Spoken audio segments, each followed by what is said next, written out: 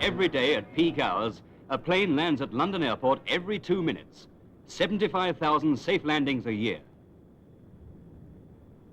And these passengers leaving Frankfurt, like the 6 million people who fly in and out of London every day, take it all for granted.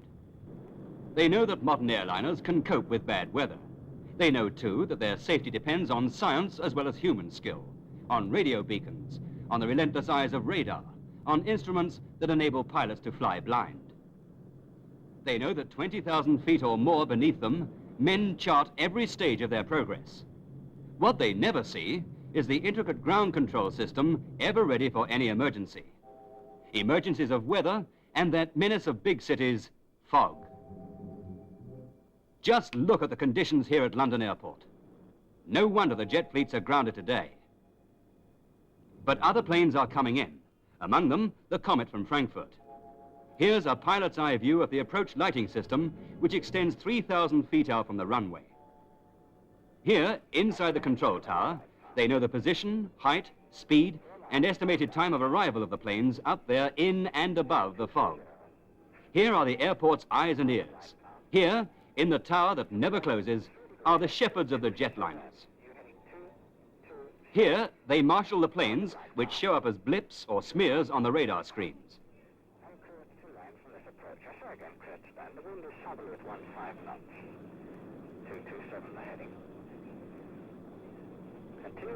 That organ pedal is the operator's aerial control as he lines up his radar with an incoming aircraft.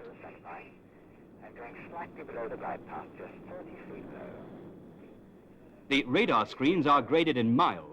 The first with a 10-mile scan, the second an enlargement of the first 2.5 miles out from the airport. But before the airliners get within range of these screens, they've been tracked along the approaches to London, some of the most rigidly controlled aerial highways in the world. Among them now is the Frankfurt Comet, coming in through the murk. Soon, it'll be talked down by the men in London Airport's tower. In bad weather, in fog, they stack the incoming planes 1,000 feet above each other over Watford and Epsom Downs until they're ready to land them. Direct to Beeline Mike Golf is over Epsom, flight level 50, turning right onto 050. Alrighty, Mike Golf, descend now to 2,000 feet of Quebec and November Hotel, 1008, 1008. Ladies and gentlemen, we are descending now for our landing at London Airport Heathrow. Would you please fasten your seat belts, and if you are smoking, extinguish your cigarettes. After the landing, would you remain seated until the aircraft has stopped and the engines have been switched off?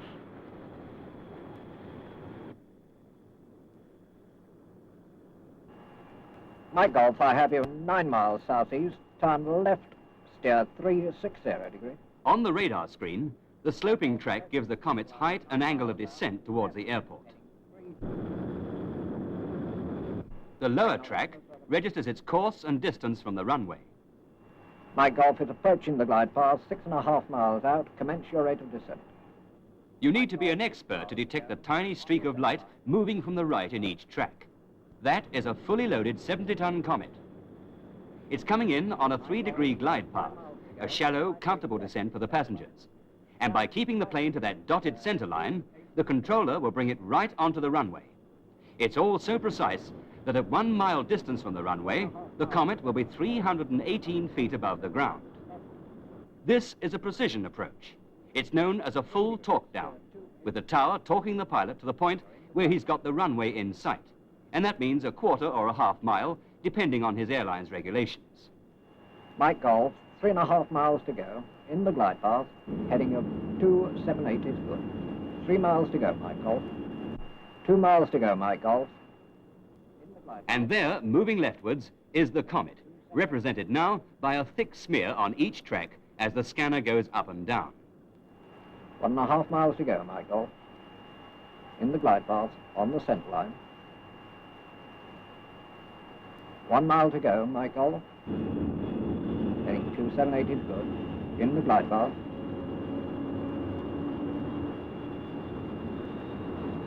Half a mile to go, Mike Golf. 278. Good. In the glide path.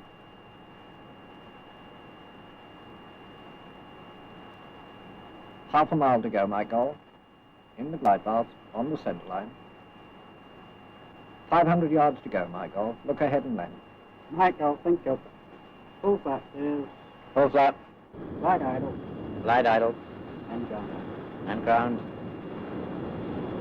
Reverse. Full reverse going on. Another talk down completed. Just another routine landing, they say. But there are more planes where this has come from. No wonder air traffic control officers need to have a break every 2 hours. Effective as the present talk down system is, here's something that makes it seem positively old-fashioned. A brand new method of blind landing that's completely automatic. It depends on a very precise radio altimeter and 2 parallel cables stretching for 1 mile out from the runway for lining up the plane. This special aerial picks up the signals from the cables. The backroom boys at the Ministry of Aviation's Blind Landing Experimental Unit at Bedford, who've developed this incredible aid to safety, have tried out their ghost pilot in well over 4,000 landings.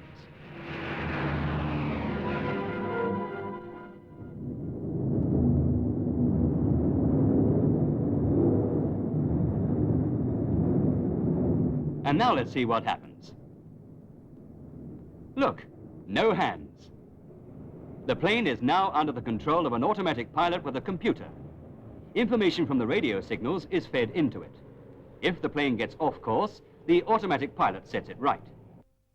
Meanwhile, scientists check instruments which record what's happening as the plane heads towards the runway, steering itself.